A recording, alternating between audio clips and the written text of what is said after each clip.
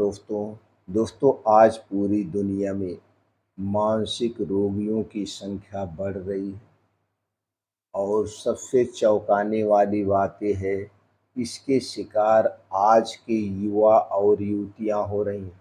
यानी कि लड़के और लड़कियां इसके शिकार सबसे ज़्यादा हो रहे हैं। आखिर ऐसा क्या कारण है? किस कारण से युवा डिप्रेशन, एंजाइटी और पैनिक अटैक, ओवरथिंकिंग और नींद की कमी के शिकार क्यों हो रहे हैं? इसके पीछे का कारण क्या है? आज के वीडियो में हम यही जानेंगे आखिर ऐसा क्यों हो रहा है, इसे साइंस क्या कहती है और इससे बचने का असली रास्ता क्या है।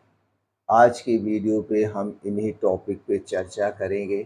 इस वीडियो को ध्यान से सुनिएगा और इस वीडियो को हर युवा तक ज़रूर शेयर करिए, जिससे वो अपने आप को इस समस्या से बाहर निकाल सके।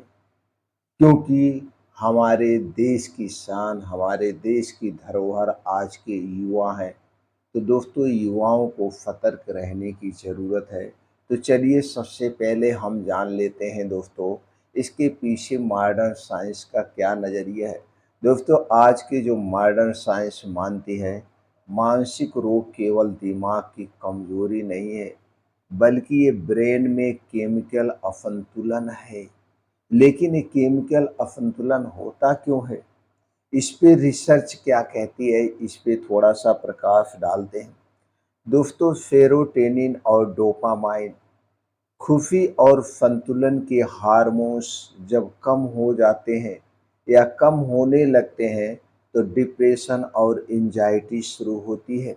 अब यहाँ पे आपको ध्यान देने की ज़रूरत है कि आखिर ये कम होते क्यों हैं।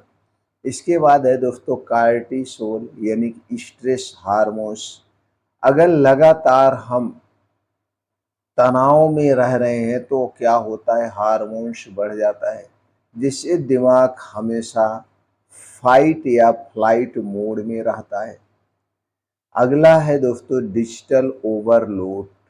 आज के समय में मोबाइल, सोशल मीडिया और क्या है, दिमाग को ये क्यों क्या कर रहे हैं, गेम, जो लोग मोबाइल पे गेम खेलते हैं, ये दिमाग को लगातार उत्तेजित करते हैं। इससे नींद और फोकस दोनों खत्म हो जाते हैं। आज के समय में ज़्यादातर काम लैपटॉप से हो रहा है, डेस्कटॉप से हो रहा है। इसके अलावा आज के जो युवा है पूरी रात बैठ के मोबाइल में पढ़ाई करती है या फिर मोबाइल में गेम खेलते हैं, कुछ लोग मूवी देखते हैं। इससे जो रेडिएशन निकलता है वो दिमाग के लिए बहुत ही नुकसानदेह है। यही वजह है कि WHO ने कहा है कि 21वीं सदी की सबसे बड़ी चुनौती है मेंटल हेल्थ क्राइसिस। यानी कि मेंटल हेल्थ सबसे बड़ी चुनौती होगी। तो आज से अभी से हमें जागरूक रहने की ज़रूरत है।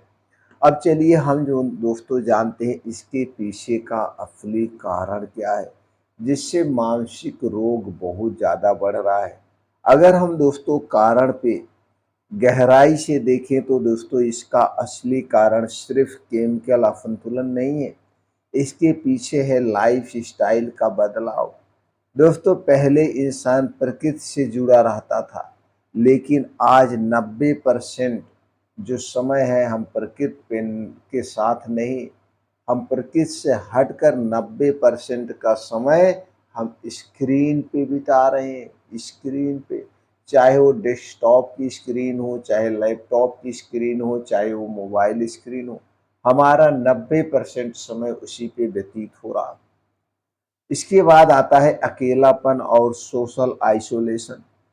पहले हम परिवार और समाज का सहारा लेते थे। समाज में जब हमको समय मिलता था तो हम बैठ के बात करते थे, चाहे वो अपने परिवार के साथ या आस पड़ोस के साथ। लेकिन आज लोग वर्चुअल फ्रीडम पर ज़्यादा फोकस कर रहे हैं। उनके पास समय मिल रहा तो अकेले रह रहे हैं। आज के समय में क्या है, अगर एक परिवार में 2 बेटे, माता-पिता हैं, तो भी एक साथ नहीं रह रहे हैं। दोनों बेटे अलग-अलग, माता-पिता अलग-अलग। ये आज एकांत परिवार रह रहा है। एकांत परिवार में अगर बच्चे नहीं हैं तो दोस्तों लोग अपना खाली समय मोबाइल पे व्यतीत करते हैं, अपने में बैठ के नहीं बात करते, बहुत बड़ी समस्या है। उसके बाद है दोस्तों गलत तुलना यानी कंपैरिजन करना। सोशल मीडिया में हर किसी को एक दूसरे से तुलना करना सिखा दिया है, मजबूर कर दिया है कि आप अपने आप में कंपैरिजन करिए, तुलना करिए। यह भी एक बहुत बड़ी समस्या है। अगला कारण है नींद और शारीरिक गतिविधि की कमी। दोस्तों रिसर्च बताती है कि नींद की कमी मानसिक रोग का सबसे बड़ा ट्रिगर है। आज के समय में नींद पूरी नहीं हो पा रही।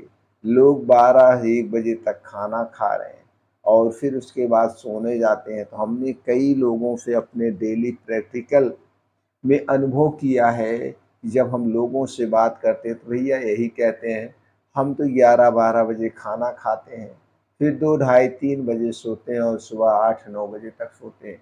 ये कोई दिनचर्या नहीं है, ये प्रकृति के साथ खिलवाड़ है, इसे आपको बदलना होगा। अगला कारण है तनाव और अनिश्चितता। दोस्तों ये बहुत बड़ी समस्या है। किसी को दोस्तों जॉब का प्रेशर है, किसी को पढ़ाई का बोझ है और भविष्य की चिंता है। युवाओं को ये सारी समस्याएं तोड़ देती है, उन्हें मानसिक रूप से बीमार बना रही है। इतने कारण हैं। अब इससे निपटने का समाधान क्या है, कैसे निपटा जाए?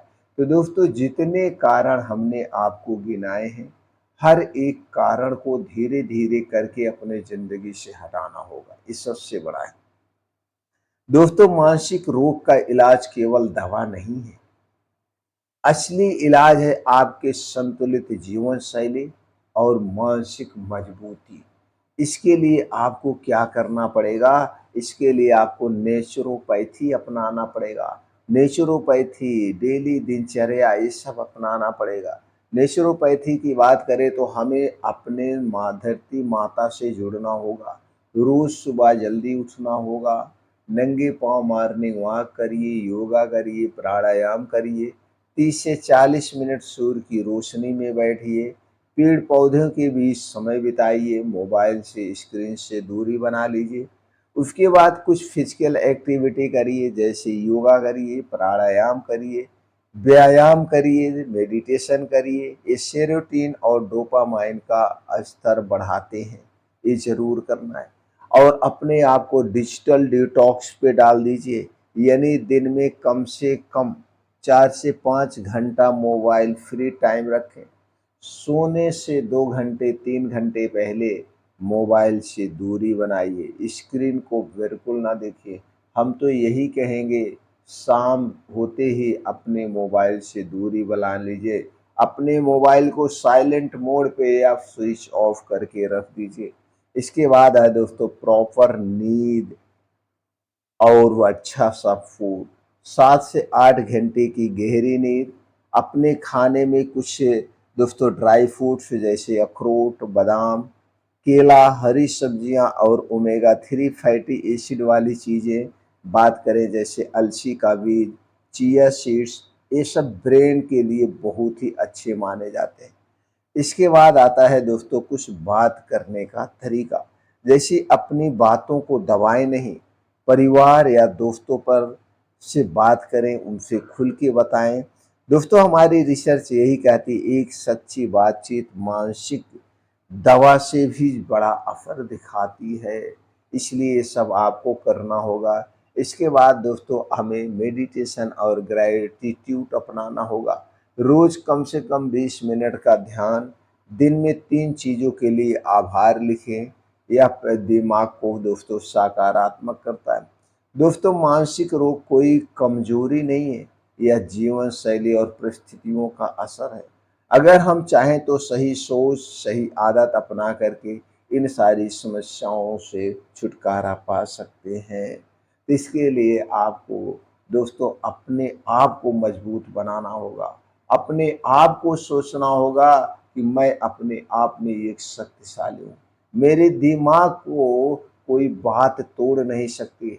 मेरे दिमाग को किसी दूसरे के विचार मोड़ नहीं सकते। मैं अपने आप में एक शक्तिशाली पर्सन हूँ।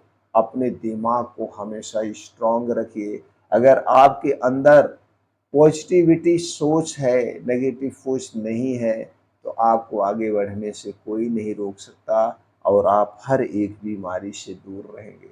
सोच बदलें, स्वस्थ रहें, निरोग रहें दोस्तों।